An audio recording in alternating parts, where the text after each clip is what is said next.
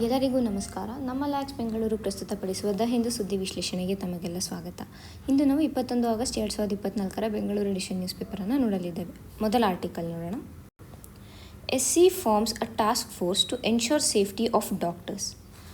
ಈ ಏನು ಕಲ್ಕತ್ತಾಲಿ ಅತ್ಯಾಚಾರದ ಕೇಸ್ ನಡೆದಿತ್ತು ಅದನ್ನು ಕುರಿತಾಗಿ ಸುಪ್ರೀಂ ಕೋರ್ಟ್ ಸ್ವಂತಹ ಸುವೋಮೋಟೋ ಕಾಗ್ನಿಸೆನ್ಸ್ ತೊಗೊಂಡಿದ್ದ. ಅಂದರೆ ತನ್ನಷ್ಟಕ್ಕೆ ಯಾರೂ ಕಂಪ್ಲೇಂಟ್ ಮಾಡಿಲ್ಲ ಅಥವಾ ಯಾವುದೇ ಒಂದು ಪಿಟಿಷನ್ ಫೈಲ್ ಮಾಡಿಲ್ಲ ಅಂದರೂ ಕೂಡ ತನ್ನಷ್ಟಕ್ಕೆ ತಾನಾಗಿರೋ ಪವರನ್ನು ಬಳಸ್ಕೊಂಡು ಸುಪ್ರೀಂ ಕೋರ್ಟ್ ಈ ಕೇಸನ್ನು ಕೈ ಎತ್ಕೊಂಡು ಒಂದು ನ್ಯಾಷನಲ್ ಟಾಸ್ಕ್ ಫೋರ್ಸನ್ನು ಫಾರ್ಮ್ ಮಾಡಿ ಈ ಒಂದು ಏನು ಅತ್ಯಾಚಾರಗಳು ನಡೀತಾ ಇದ್ದಾವೆ ಇದರ ಕುರಿತಾಗಿ ಇನ್ವೆಸ್ಟಿಗೇಷನ್ ಮಾಡಬೇಕು ಮತ್ತು ಇನ್ನು ಮುಂದೆ ಈ ರೀತಿಯಾದ ಒಂದು ಘಟನೆಗಳು ನಡೆಯದೇ ಇರೋ ಥರ ಯಾವ ರೀತಿಯ ಎಚ್ಚರವನ್ನು ವಹಿಸಬೇಕು ಅಂತ ಅಂದ್ಬಿಟ್ಟು ಈ ನ್ಯಾಷನಲ್ ಟಾಸ್ಕ್ ಫೋರ್ಸ್ ಒಂದು ಮೆಷರ್ಸ್ಗಳನ್ನು ಕೊಡೋದಕ್ಕೆ ಅಂತ ಅಂದ್ಬಿಟ್ಟು ಸುಪ್ರೀಂ ಕೋರ್ಟ್ ಇದನ್ನು ಫಾರ್ಮ್ ಮಾಡಿದೆ.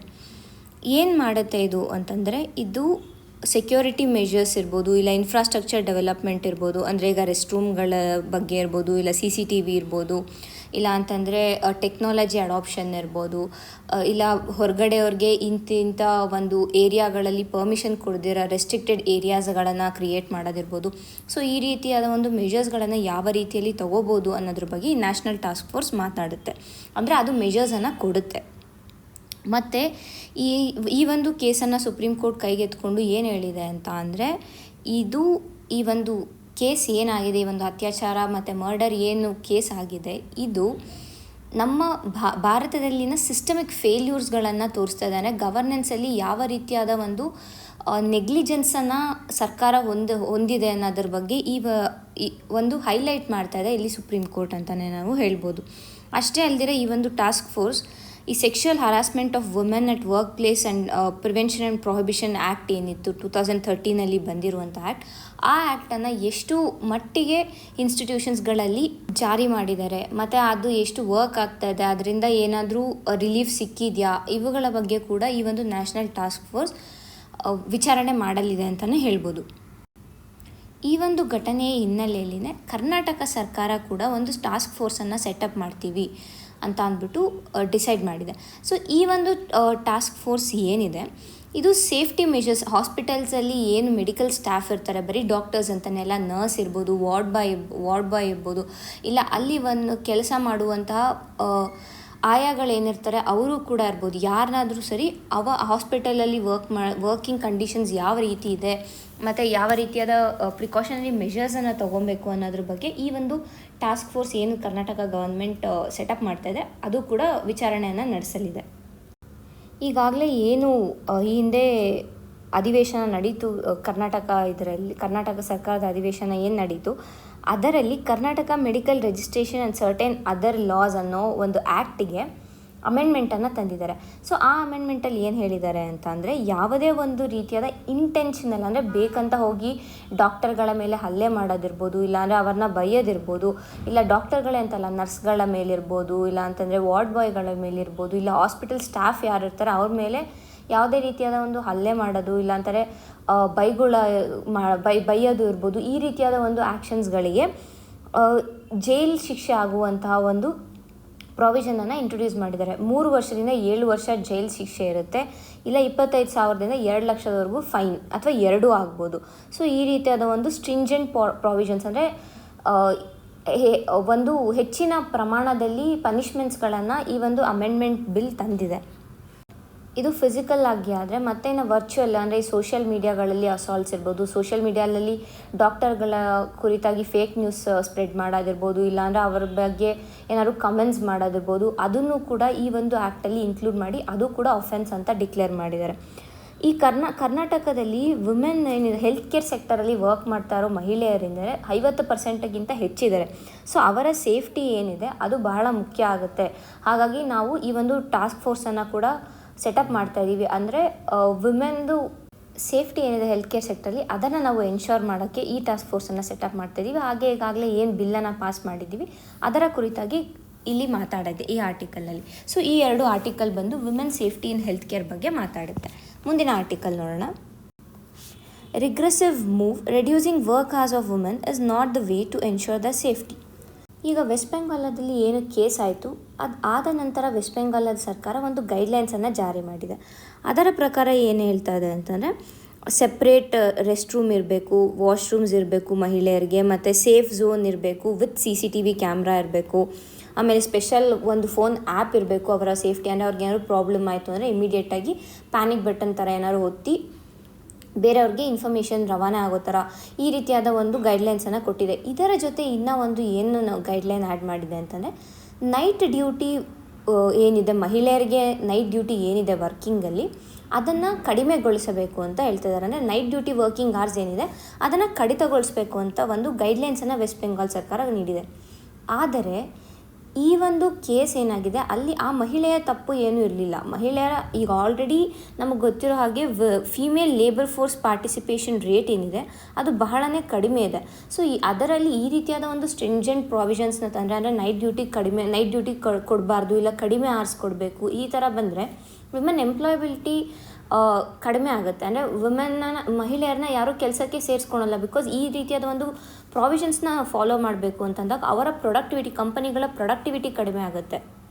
ಯಾವಾಗ ಪ್ರೊಡಕ್ಟಿವಿಟಿ ಕಡಿಮೆ ಆಗುತ್ತೆ ಅವರ ಪ್ರಾಫಿಟ್ ಕಡಿಮೆ ಆಗುತ್ತೆ. ಸೊ ಪ್ರಾಫಿಟ್ನ ಮೈಂಡಲ್ಲಿ ಇಟ್ಕೊಂಡಿರುತ್ತೆ ಕಂಪನಿಗಳು. ಸೊ ಈಗ ವಿಮೆನ್ ವರ್ಕ್ ಅವರ್ಸ್ ರೆಡ್ಯೂಸ್ ಆಯಿತು ಅಂದರೆ ಅವ್ರ ಪ್ರೊಡಕ್ಟಿವಿಟಿ ಕಡಿಮೆ ಆಗುತ್ತೆ. ಸೊ ಆಗ ವುಮೆನ್ನ ಹೈರೇ ಮಾಡಿಕೊಡಲ್ಲ. ಆಗ ಮಹಿಳೆಯರ ಒಂದು ಫಿನಾನ್ಷಿಯಲ್ ಇಂಡಿಪೆಂಡೆನ್ಸ್ ಏನಿರುತ್ತೆ ಅದು, ಮತ್ತು ವುಮೆನ್ ಜಾಬ್ಗಳನ್ನು ಕಳ್ಕೊಳೋದಿರ್ಬೋದು, ಈ ರೀತಿಯಾದ ಒಂದು ಪರಿಣಾಮಗಳನ್ನು ನಾವು ನೋಡಬೇಕಾಗುತ್ತೆ. ಸೊ ವೆಸ್ಟ್ ಬೆಂಗಾಲ ಸರ್ಕಾರ ಇನ್ಸ್ಟೆಡ್ ಆಫ್ ಪ್ರೊವೈಡಿಂಗ್ ಸೆಕ್ಯೂರಿಟಿ ಮತ್ತು ಸೇಫ್ಟಿ ಕೊಡೋದಕ್ಕೆ ಬದಲು ಮಹಿಳೆಯರಿಗೆ ಈ ರೀತಿಯಾದ ಒಂದು ಸ್ಟ್ರಿಂಜೆಂಟ್ ಪ್ರಾವಿಷನ್ಸ್ನ ತರೋದು ತಪ್ಪು ಅಂತ ಇಲ್ಲಿ ನಾವು ಹೇಳ್ಬೋದಾಗುತ್ತೆ. ಈ ಜೆಂಡರ್ ವಯಲೆನ್ಸ್ ಅನ್ನೋ ಕಾನ್ಸೆಪ್ಟ್ ಏನಿದೆ ಇದು ಎಲ್ಲ ಒಂದು ಬರೀ ಹೆಲ್ತ್ ಸೆಕ್ಟರೇ ಅಂತಲ್ಲ, ಯಾವುದೇ ಒಂದು ಸೆಕ್ಟರ್ಗೆ ನಾವು ಹೋದರೂ ಕೂಡ ಈ ಒಂದು ಡಿಸ್ಕ್ರಿಮಿನೇಷನನ್ನು ನೋಡ್ಬೋದು. ಮಹಿಳೆಯರು ಅಂದಾಕ್ಷಣನೇ ಅಲ್ಲಿ ನಾವು ಒಂದು ಡಿಸ್ಕ್ರಿಮಿನೇಷನ್, ಇವಾಗ ಅಂದರೆ ಇವಾಗ ಒಬ್ಬರು ಹುಡುಗ ಮ್ಯಾನೇಜರ್, ಒಬ್ಬರು ಹುಡುಗಿ ಮ್ಯಾನೇಜರ್ ಇದ್ದರು ಅಂತಂದರೆ ಅವರ ಮಧ್ಯೆ ವೇಜ್ ಡಿಫ್ರೆನ್ಸ್ ಕೂಡ ನಾವು ನೋಡ್ತೀವಿ. ಅಂದರೆ ಹುಡುಗರಿಗೆ ಹೆಚ್ಚಿನ ಒಂದು ಪ್ರಮಾಣದಲ್ಲಿ ನಾವು ಸಂಬಳಗಳನ್ನು ಕೊಡೋದನ್ನು ನೋಡ್ಬೋದು, ಆದರೆ ಹುಡುಗಿಯರಿಗೆ ಕಡಿಮೆ ಪ್ರಮಾಣದಲ್ಲಿ ಕೊಡ್ತಾರೆ. ಸೊ ಈ ರೀತಿಯಾದ ಒಂದು ಡಿಸ್ಕ್ರಿಮಿನೇಷನ್ನ ನಾವು ಪ್ರತಿಯೊಂದು ಸೆಕ್ಟರಲ್ಲೂ ಕೂಡ ನೋಡ್ತಾ ಇದ್ದೀವಿ. ಅಷ್ಟೇ ಅಲ್ದಿರ NCRB national crime records bureau ಒಂದು ಡೇಟಾ ಏನು ಹೇಳುತ್ತೆ ಅಂತಂದರೆ, ಸುಮಾರು 4.5 ಲಕ್ಷ ಕೇಸ್ಗಳೇನಿದೆ women against harassment cases register ಆಗಿದೆ ಅಂತ ಹೇಳ್ತಿದ್ದಾರೆ. ಅಂದರೆ ಅಪ್ರಾಕ್ಸಿಮೇಟ್ಲಿ 51 ಕೇಸಸ್ ಪರ್ ಅವರ್ ಅಂತ ನಾವು ತೊಗೋಬೋದು. ಸೊ ನಾವು ಜೆಂಡರ್ ವಯಲೆನ್ಸ್ ಏನಿದೆ, ಜೆಂಡರ್ ಡಿಸ್ಕ್ರಿಮಿನೇಷನ್ ಇದನ್ನು ಕಡಿಮೆ ಮಾಡಬೇಕೇ ಹೊರತು ಈ ರೀತಿಯಾದ ಒಂದು ಸ್ಟ್ರಿಂಜೆಂಟ್ ಪ್ರಾವಿಷನ್ಸ್ನ ತರೋದು ಅಲ್ಲ. ಸರ್ಕಾರ ಏನಿದ್ರೂ ಯಾವಾಗಲೂ ಬ್ಯಾಲೆನ್ಸ್ಡ್ ಅಪ್ರೋಚನ್ನು ಮೇಂಟೈನ್ ಮಾಡಬೇಕು. ಅಂದರೆ ಸೋಷಿಯಲ್ ಜಸ್ಟಿಸನ್ನು ಪ್ರೊವೈಡ್ ಮಾಡೋದು ಸರ್ಕಾರದ ಮುಖ್ಯ ಜವಾಬ್ದಾರಿಯಾಗಿರುತ್ತೆ. ಸೊ ಇಲ್ಲಿ ನಾವು ವುಮೆನ್ ಪ್ರೊಟೆಕ್ಷನ್ ಬಗ್ಗೆ ಹೆಚ್ಚಿನದಾಗಿ ಕಾನ್ಸಂಟ್ರೇಟ್ ಮಾಡಬೇಕೇ ಹೊರತು ನಾಟ್ ಅಬೌಟ್ ರೆಸ್ಟ್ರಿಕ್ಟಿಂಗ್ ವುಮೆನ್ ಅಂತ ನಾವು ಹೇಳ್ಬೋದಾಗುತ್ತೆ. ಸೊ ಇತರೆ ಸರ್ಕಾರಗಳಿಗೆ ಇದೊಂದು ಎಚ್ಚರಿಕೆಯ ಗಂಟೆ ಅಂತಲೇ ನಾವು ಹೇಳ್ಬೋದು. ಈ ರೀತಿಯಾದ ಒಂದು ಗೈಡ್ಲೈನ್ಸನ್ನು ನಾವು ಮಾಡಬಾರ್ದು. ಯಾವತ್ತಿದ್ರೂ ನಾವು ಜೆಂಡರ್ ಜಸ್ಟಿಸನ್ನು ಕೊಡಬೇಕು. ಅಂದರೆ ಎರಡೂ ಲಿಂಗಗಳನ್ನು ಸಮನಾಗಿ ನಾವು ನೋಡಬೇಕೇ ಹೊರತು ಯಾವುದೇ ರೀತಿಯಾದ ಒಂದು ರೆಸ್ಟ್ರಿಕ್ಷನ್ಸನ್ನು ವುಮೆನ್ ಮೇಲೆ ಅಥವಾ ಮಹಿಳೆಯರ ಮೇಲೆ ಹೇರಬಾರ್ದು ಅಂತ ನಾವು ತಿಳ್ಕೊಬೋದಾಗತ್ತೆ. ಮತ್ತು ಈ 2012 ಏನು ಡೆಲ್ಲಿ ರೇಪ್ ಕೇಸ್ ಆಗಿತ್ತು ಅದರ ಜಡ್ಜ್ಮೆಂಟನ್ನು 2017 ಬಂದಿದ್ದು. ಅದರ ಜಡ್ಜ್ಮೆಂಟ್ ಕೊಡುವಾಗ ಅಲ್ಲಿದ್ದುವಂಥ ಜಡ್ಜು ಒಂದು ಮಾತನ್ನು ಹೇಳ್ತಾರೆ, ಈಗ ನಮಗೆ ಬೇಕಾಗಿರೋದು ಎಫೆಕ್ಟಿವ್ ಲಾ ಇಂಪ್ಲಿಮೆಂಟೇಷನ್ ಬೇಕು ಒಂದು ಕಡೆ, but at the same time ಸೊಸೈಟಿಯ ಮೈಂಡ್ಸೆಟ್ ಏನಿದೆ ಅದನ್ನು ನಾವು ಚೇಂಜ್ ಮಾಡಬೇಕಾಗತ್ತೆ. ಸೊ ಅಂದರೆ ನಾವು ಏನು ಎಜುಕೇಷನ್ ಕೊಡ್ತೀವಿ ಮಕ್ಕಳಿಗೆ, ಮನೆಯಲ್ಲಿ ಕೊಡೋ ಎಜುಕೇಷನ್ ಇರ್ಬೋದು, ಇಲ್ಲ ಅಂತಂದರೆ ಸ್ಕೂಲಲ್ಲಿ ಪ್ರೊವೈಡ್ ಮಾಡೋ ಎಜುಕೇಷನ್ ಇರ್ಬೋದು, ಎಲ್ಲ ಕಡೆ ನಾವು ಜೆಂಡರ್ ಈಕ್ವಾಲಿಟಿಯನ್ನು ಪ್ರಮೋಟ್ ಮಾಡಬೇಕು, ಜೆಂಡರ್ ಜಸ್ಟಿಸನ್ನು ಪ್ರಮೋಟ್ ಮಾಡಬೇಕು. ಸೊ ಇದರಿಂದ ಮೈಂಡ್ಸೆಟ್ ಚೇಂಜ್ ಆಗುತ್ತೆ. ನಾವು ಜಸ್ಟ್ ಲಾ ಇಂಪ್ಲಿಮೆಂಟ್ ಮಾಡ್ತೀವಿ ಅಂತಂದರೆ ಅದು ವರ್ಕ್ ಆಗುವಂಥದ್ದೇ ಅಲ್ಲ. ಹಂಗೆ ಬರೀ ಲಾ ಇಂಪ್ಲಿಮೆಂಟ್ ಮಾಡಿ ವರ್ಕ್ ಆಗುತ್ತೆ ಅಂದರೆ ಈ ಥರ ಕೇಸಸ್ಸೇ ಆಗಬಾರ್ದಿತ್ತು. ಬಟ್ ಇಲ್ಲಿ ನಾವು ಮುಖ್ಯವಾಗಿ ನಾವು ಗಮನಿಸಬೇಕಾಗಿರೋದು, ನಾವು ಏನು ಮಾಡಬೇಕು ಅಂತಂದರೆ ಸೊಸೈಟಿಯ ಮೈಂಡ್ಸೆಟ್ಟನ್ನು ಚೇಂಜ್ ಮಾಡಬೇಕು. ಈ ಪೇಟ್ರಿಯಾರ್ಕಲ್ ಮೈಂಡ್ಸೆಟ್ ಏನಿದೆ ಅದನ್ನು ಚೇಂಜ್ ಮಾಡಬೇಕು ಥ್ರೂ ಎಜುಕೇಷನ್. ಸೊ ಎಜುಕೇಷನ್ ಅಂದ ತಕ್ಷಣ ಬರೀ ಫಾರ್ಮಲ್ ಎಜುಕೇಷನ್ ಅಂತಲೇ ಅಲ್ಲ, ಫ್ಯಾಮಿಲಿ ಎಜುಕೇಷನ್ ಕೂಡ ಇಲ್ಲಿ ಇಂಪಾರ್ಟೆಂಟ್ ಆಗುತ್ತೆ. ಇದಕ್ಕೆ ನಾವು ಉದಾಹರಣೆ ಏನು ತೊಗೋಬೋದು ಅಂದರೆ, ಇತ್ತೀಚೆಗಷ್ಟೇ ಕೇರಳದಲ್ಲಿ ಟೆಕ್ಸ್ಟ್ ಬುಕ್ಸ್ ಏನಿದೆ ಆ ಟೆಕ್ಸ್ಟ್ ಬುಕ್ಸಲ್ಲಿ ಜೆಂಡರ್ ಈಕ್ವಾಲಿಟಿಯನ್ನು ಪ್ರಮೋಟ್ ಮಾಡೋದಕ್ಕೆ ಮೊದಲು ನಾವೆಲ್ಲ ನೋಡಿದ್ದೀವಿ, ಏನಾದರೂ ಒಂದು ಪಿಕ್ಚರ್ ಬಂತು ಅಂತಂದರೆ ಅಮ್ಮಂದಿರನ್ನು ಅಡುಗೆ ಮಾಡೋದು, ಅಪ್ಪಂದಿರನ್ನು ಆಫೀಸ್ಗೆ ಹೋಗೋ ಥರ ಪೋರ್ಟ್ರೇ ಮಾಡ್ತಾಯಿತ್ತು. ಬಟ್ ಇವಾಗ ಕೇರಳದಲ್ಲಿರೋ ಟೆಕ್ಸ್ಟ್ ಬುಕ್ಸಲ್ಲಿ ಜೆಂಡರ್ ಈಕ್ವಾಲಿಟಿಯನ್ನು ಪ್ರಮೋಟ್ ಮಾಡೋದಕ್ಕೆ ಗಂಡಸರು ಮನೆಯ ಕೆಲಸಗಳನ್ನು ಮಾಡ್ತಾ ಇರುವಂಥ ಪಿಕ್ಚರ್ಸ್ಗಳನ್ನು ಅವರು ಆ ಟೆಕ್ಸ್ಟ್ ಬುಕ್ಸ್ಗಳಲ್ಲಿ ಅಳವಡಿಸಿದ್ದಾರೆ. ಸೊ ಇದರಿಂದ ಏನಾಗುತ್ತೆ, ಹುಡುಗ ಹುಡುಗಿಯರು, ಮಹಿಳೆಯರು ಪುರುಷರು ಸಮಾನರು ಅನ್ನುವಂಥ ಒಂದು ತಿಳುವಳಿಕೆ ಮಕ್ಕಳಿಗೆ ಬಹಳ ಚಿಕ್ಕ ವಯಸ್ಸಿನಿಂದನೇ ತಲೆಯಲ್ಲಿ ಬರುತ್ತೆ. ಸೊ ಆಗ ಜೆಂಡರ್ ಈಕ್ವಾಲಿಟಿ ಎನ್ಹೆನ್ಸ್ ಆಗುತ್ತೆ. ಸೊ ಯಾವಾಗ ಜೆಂಡರ್ ಈಕ್ವಾಲಿಟಿ ಇರುತ್ತೆ ಅಲ್ಲಿ ನಾವು ಜೆಂಡರ್ ಜಸ್ಟಿಸನ್ನು ಕೂಡ ಕಾಣ್ಬೋದಾಗುತ್ತೆ ಅಂತ ಅಂದ್ಬಿಟ್ಟು ನಾವು ಹೇಳ್ಬೋದು. ಮುಂದಿನ ಆರ್ಟಿಕಲ್ ನೋಡೋಣ. Meghalaya polio case is vaccine derived official. ಏನಾಗಿದೆ, ಇತ್ತೀಚೆಗಷ್ಟೇ ಮೇಘಾಲಯದ ಗಾರೋ ಹಿಲ್ಸ್ ಡಿಸ್ಟ್ರಿಕ್ಟಲ್ಲಿ, ವೆಸ್ಟ್ ಗಾರೋ ಹಿಲ್ಸ್ ಡಿಸ್ಟ್ರಿಕ್ಟಲ್ಲಿ ಪೋಲಿಯೋ ಮತ್ತೆ ಮರುಕಳಿಸಿದೆ ಅಂತ ಅಂದ್ಬಿಟ್ಟು ಒಂದು ರಿಪೋರ್ಟ್ ಬಂದಿತ್ತು. ಸೊ ಇಲ್ಲಿ ಆ ಒಂದು ಪೋಲಿಯೋನ ಅನಲೈಸ್ ಮಾಡಿದ ಮೇಲೆ ಅಫಿಷಿಯಲ್ಸ್ ಏನು ಹೇಳ್ತಾ ಇದ್ದಾರೆ ಅಂತಂದರೆ, ಈ ಒಂದು ಪೋಲಿಯೋ ಬಂದಿರೋದು ವೈಲ್ಡ್ ಪೋಲಿಯೋ ವೈರಸ್ಸಿಂದ ಅಲ್ಲ, ಬದಲಿಗೆ ಈ ವ್ಯಾಕ್ಸಿನ್ ಡಿರೈವ್ಡ್ ಪೋಲಿಯೋ ಏನಿದೆ ಅದಾಗಿದೆ ಅಂತ ಹೇಳಿದ್ದಾರೆ. ಹಾಗಾದರೆ ನಾವಿಲ್ಲಿ ಮೊದಲಿಗೆ ಪೋಲಿಯೋ ಏನು ಮತ್ತು ಏನು ಈ ವ್ಯಾಕ್ಸಿನ್ ಡಿರೈವ್ಡ್ ಪೋಲಿಯೋ ಅಂದರೆ ಏನು ಮತ್ತು ವೈಲ್ಡ್ ಪೋಲಿಯೋ ವೈರಸ್ ಅಂದರೆ ಏನು, ಇವುಗಳ ಬಗ್ಗೆ ನೋಡ್ಕೊಳ್ಳೋಣ. ಮೊದಲಿಗೆ ನಾವೇನು ನೋಡಬೇಕು ಅಂತಂದರೆ, ಇಲ್ಲಿ WHO ಭಾರತವನ್ನು ಪೋಲಿಯೋ ಫ್ರೀ ಅಂತ 2014 ಡಿಕ್ಲೇರ್ ಮಾಡಿದೆ. ಅಂದರೆ ಭಾರತದಲ್ಲಿ ಯಾವುದೇ ರೀತಿಯಾದ ಒಂದು ವೈಲ್ಡ್ ಪೋಲಿಯೋ ವೈರಸ್ ಕೇಸಸ್ಗಳನ್ನು ನೋಡಿಲ್ಲ, 0 ಕೇಸಸ್ ಇತ್ತು ಅಂತ ಅಂದ್ಬಿಟ್ಟು. ಸೊ ಭಾರತನ polio free, wild polio free ಅಂತ ಅಂದ್ಬಿಟ್ಟು WHO ಡಿಕ್ಲೇರ್ ಮಾಡಿತ್ತು. ಆದರೆ ಇತ್ತೀಚೆಗಷ್ಟೇನೆ ನಾವು ನೋಡಿದ್ವಿ, ಪೋಲಿಯೋ ಕೇಸನ್ನು ನಾವು ಮೇಘಾಲಯ ಡಿಸ್ಟ್ರಿಕ್ಟಲ್ಲಿ ನೋಡಿದ್ದೀವಿ. ಮೊದಲಿಗೆ ಪೋಲಿಯೋ ಮ್ಯಾಲಿಟೀಸ್ ಇದರ ಬಗ್ಗೆ ನೋಡ್ಕೊಳ್ಳೋಣ. ಈ ಪೋಲಿಯೋ ಬಂದು ಒಂದು ವೈರಲ್ ಇನ್ಫೆಕ್ಷನ್ ಆಗಿದೆ. ಸೊ ವೈರಲ್ ಇನ್ಫೆಕ್ಷನ್ ಅದು ಯೂಶುವಲಾಗಿ ಚಿಕ್ಕ ಮಕ್ಕಳಿಗೆ, 5 ವರ್ಷದ ಒಳಗಿನ ಮಕ್ಕಳಿಗೆ ಇದು ಅಫೆಕ್ಟ್ ಮಾಡುತ್ತೆ. ಇದರಲ್ಲಿ 3 ವೆರೈಟಿಗಳಿದೆ. ಒಂದು P1, P2, P3. P2 ಅನ್ನೋ ಪೋಲಿಯೋ ವೈರಸ್ ಏನಿದೆ ಅದನ್ನು 1999 ಪ್ರಪಂಚದಿಂದನೇ ಅದು ಇಲ್ಲ, ಎರಾಡಿಕೇಟ್ ಆಗಿದೆ ಅಂತ WHO ಡಿಕ್ಲೇರ್ ಮಾಡಿತ್ತು. ಈಗಾಗಲೇ ನಾನು ಹೇಳಿದ್ದೀನಿ, P1 ಮತ್ತು P3 ವೈರಸ್ ಏನಿದೆ ಅದನ್ನು ಭಾರತದಲ್ಲಿ 2014 ಎರಾಡಿಕೇಟ್ ಮಾಡಿದೆ ಅಂತ WHO ಹೇಳಿದೆ.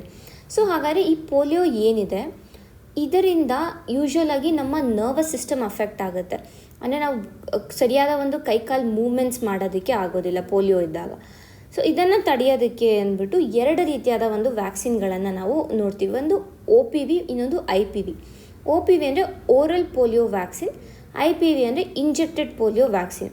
ನಾವು ನೋಡ್ತೀವಿ OPVಯನ್ನು ನಾವು ಮಕ್ಕಳಿಗೆ ಕೊಡೋದು ನೋಡ್ತೀವಿ. ಯೂಶುವಲಾಗಿ ಜಾನ್ವರಿ ತಿಂಗಳಲ್ಲಿ ಪ್ರತಿ ವರ್ಷ ಈ ಒಂದು ಕ್ಯಾಂಪೇನನ್ನು ಹಡ್ಕೊತಾರೆ, ಪೋಲಿಯೋ ಡ್ರಾಪ್ಸ್ಗಳನ್ನು ಮಕ್ಕಳಿಗೆ ಹಾಕ್ತಾರೆ. ಸೊ ಈ ಒಂದು polio vaccine, oral polio vaccine ಏನಿದೆ ಇದನ್ನ 6 ವಾರದ ಮಕ್ಕಳಿಗೆ, 10 ವಾರದ ಮಕ್ಕಳಿಗೆ, ಇಲ್ಲ 14 ವಾರದ ಮಕ್ಕಳಿಗೆ ನಾವು ಕೊಡಿಸ್ತೀವಿ. ಅದೇ IPV ಬಂದು 6ರಿಂದ 14 ವಾರದೊಳಗಡೆ ಯಾವಾಗಾದ್ರೂ ಸೇಮ್ ಅದೇ ಥರನೇ ಕೊಡ್ತಾರೆ. ಸೊ ಹಾಗಾದರೆ ಇಲ್ಲಿ ಮೊದಲಿಗೆ IPV ಮತ್ತು OPV ಮಧ್ಯೆ ಡಿಫ್ರೆನ್ಸ್ ಏನು ಅಂತ ನಾವು ನೋಡೋಣ. IPV ಅಂದರೆ ಇಂಜೆಕ್ಟಬಲ್ ಪೋಲಿಯೋ ವ್ಯಾಕ್ಸಿನ್. ಇದು ಈ ಇಂಜೆಕ್ಟಬಲ್ ಪೋಲಿಯೋ ವ್ಯಾಕ್ಸಿನಲ್ಲಿ ಏನು ಅಂತಂದರೆ, ಇದನ್ನು ನಾವು ಇಂಜೆಕ್ಷನ್ ಮೂಲಕ ಕೊಡ್ತಾರೆ, ಅಂದರೆ ಮಸಲ್ಸ್ ಅಥವಾ ನರ್ವ್ಸ್ಗೆ ಡೈರೆಕ್ಟಾಗಿ ಕೊಡ್ತಾರೆ. ಸೊ ಈ ಒಂದು ಇಂಜೆಕ್ಟೆಡ್ ಪೋಲಿಯೋ ವ್ಯಾಕ್ಸಿನಲ್ಲಿ ಈ ವೈರಸ್ ಏನಿರುತ್ತೆ ಅದನ್ನು ಸಾಯಿಸಿ ವ್ಯಾಕ್ಸಿನನ್ನು ಪ್ರಿಪೇರ್ ಮಾಡಿರ್ತಾರೆ. ಸೊ ಯಾವಾಗ ಸತ್ತೋಗಿರುತ್ತೆ ಅದರ ಯಾವುದೇ ಒಂದು ರೀತಿಯಾದ ಪರಿಣಾಮ ನಮ್ಮ ಬಾಡಿ ಮೇಲೆ ಆಗೋದಿಲ್ಲ.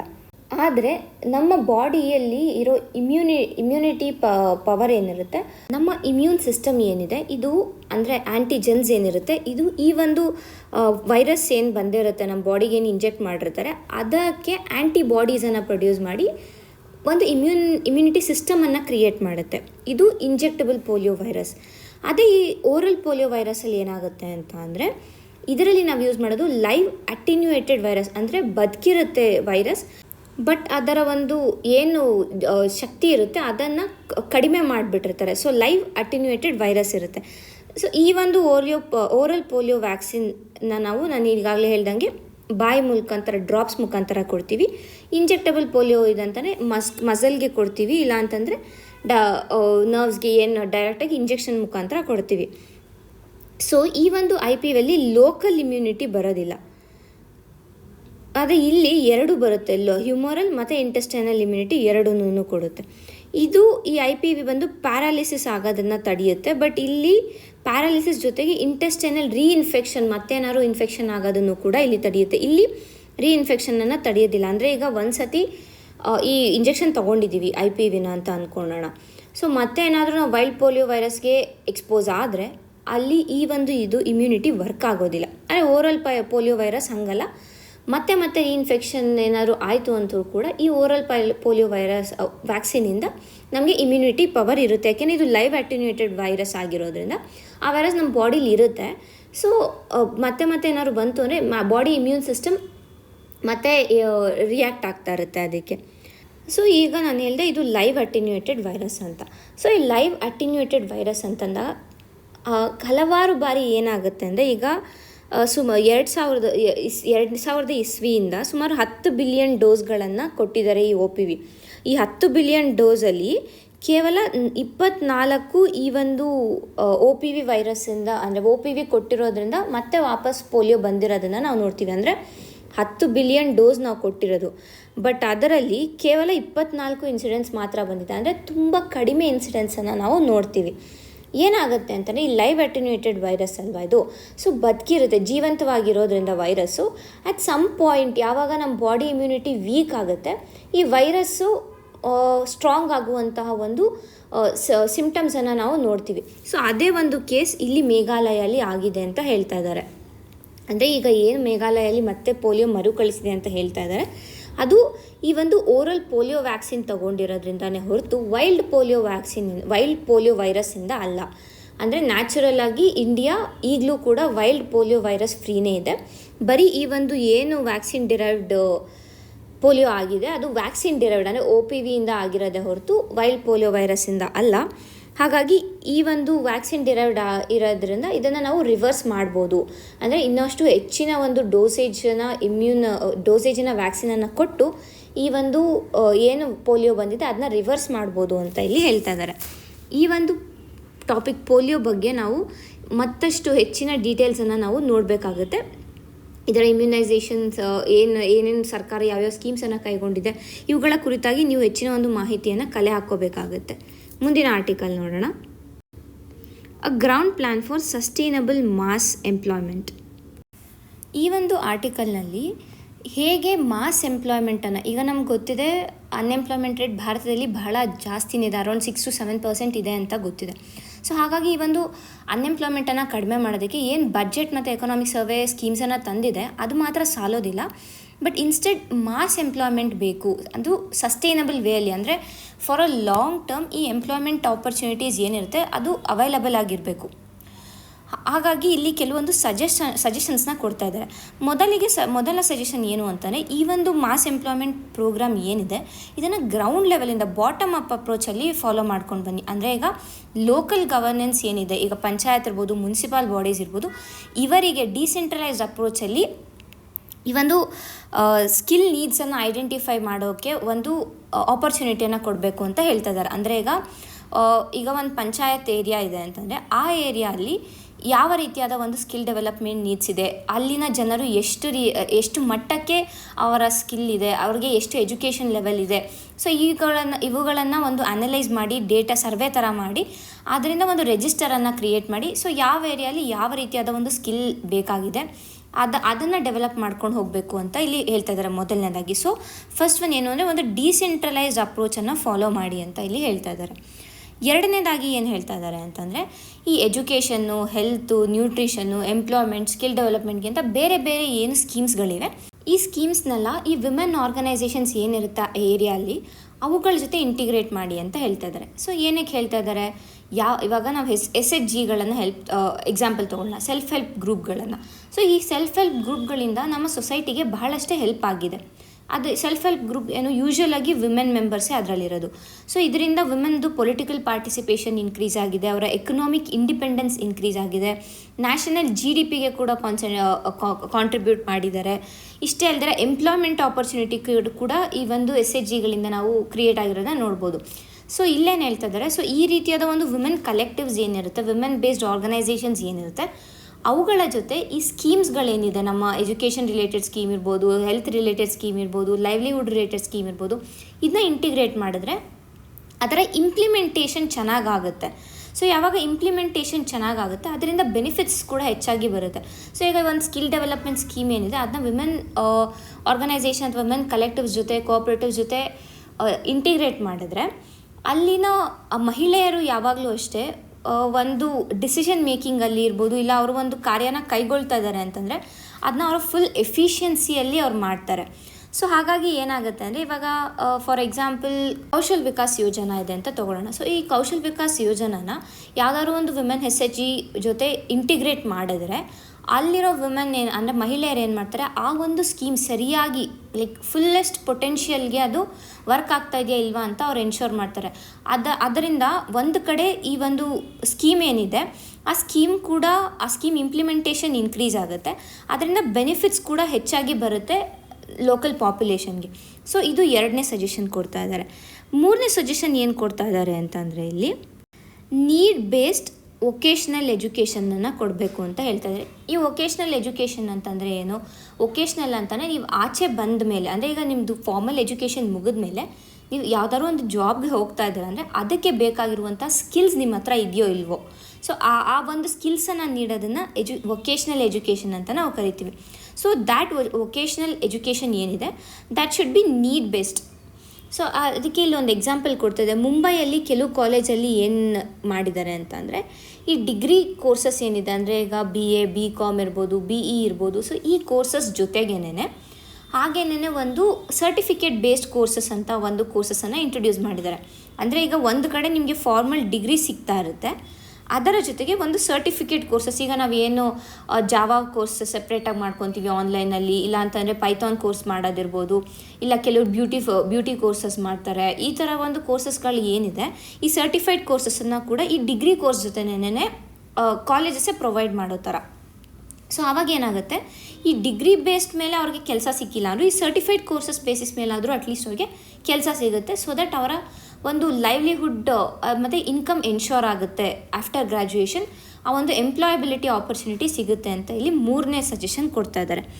ಮತ್ತು 4ನೇದು ಏನು ಹೇಳ್ತಾ ಇದ್ದಾರೆ ಅಂತಂದರೆ ಈ ನರ್ಸಿಂಗ್ ಮತ್ತು ಅಲೈಡ್ ಹೆಲ್ತ್ ಕೇರ್ ಪ್ರೊಫೆಷನ್ ಏನಿದೆ ಇದಕ್ಕೂ ಕೂಡ ಆ ಕರಿಕ್ಯುಲಮ್ ಏನಿದೆ, ಇದರ ಹೆಲ್ತ್ ಕೇರ್ ಪ್ರೊಫೆಷನ್ದು ಕರಿಕ್ಯುಲಮ್ ಏನಿದೆ ಆ ಕರಿಕ್ಯುಲಮನ್ನು ಇಂಟರ್ನ್ಯಾಷನಲ್ ಲೆವೆಲ್ ಜೊತೆಗೆ ಹೋಲಿಸಿ ಅದಕ್ಕೆ ಬೇಕಾಗಿರುವಂತೆ ನಾವು ಅದಕ್ಕೆ ತಕ್ಕಂತೆ ನಮ್ಮ ಕರಿಕ್ಯುಲಮ್ನ ಚೇಂಜ್ ಮಾಡ್ಕೋಬೇಕು ಅಂತ ಹೇಳ್ತಾ ಇದ್ದಾರೆ.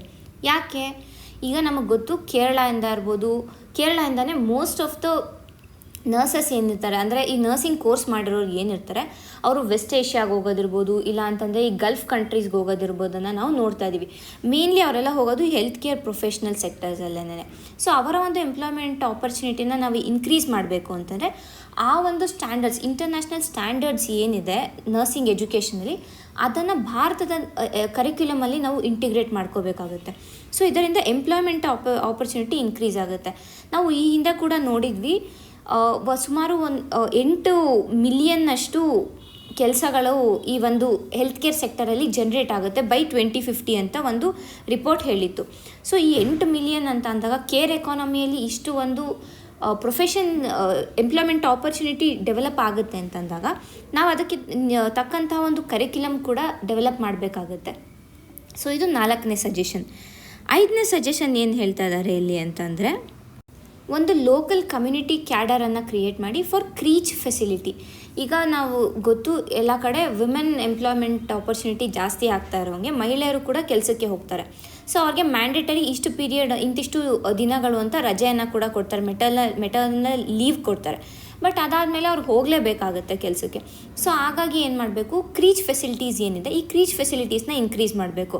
ಸೊ ಇದರಿಂದ ಒಂದು ಕಡೆ ಏನಾಗುತ್ತೆ, ಮಹಿಳೆಯರು ನಿರ್ಭಯವಾಗಿ ಅವರು ಕೆಲಸಕ್ಕೆ ಹೋಗ್ಬೋದು. ಸೊ ಅವ್ರ ಮಕ್ಕಳನ್ನ ನೋಡ್ಕೊಳ್ಳೋದಕ್ಕೆ ಕ್ರೀಚ್ ಫೆಸಿಲಿಟೀಸ್ ಇರುತ್ತೆ ಅಂತ. ಇದು ಒಂದು ಕಡೆ ಲೇಬರ್ ಫೋರ್ಸ್ ಪಾರ್ಟಿಸಿಪೇಷನ್ ಇನ್ಕ್ರೀಸ್ ಆಗುತ್ತೆ ವಿಮೆನ್ದು. ಮತ್ತೊಂದು ಕಡೆ ಈ ಕ್ರೀಚ್ ಫೆಸಿಲಿಟಿ ಡೆವಲಪ್ ಮಾಡಿದಾಗ ಆ ಕ್ರೀಚ್ ಫೆಸಿಲಿಟಿ ಮೇಂಟೈನ್ ಮಾಡೋಕ್ಕೆ ಅಲ್ಲೂ ಕೂಡ ವರ್ಕರ್ಸ್ ಬೇಕಾಗ್ತಾರೆ. ಸೊ ಅಲ್ಲೂ ಕೂಡ ಎಂಪ್ಲಾಯ್ಮೆಂಟ್ ಆಪರ್ಚುನಿಟಿ ಇನ್ಕ್ರೀಸ್ ಆಗುತ್ತೆ.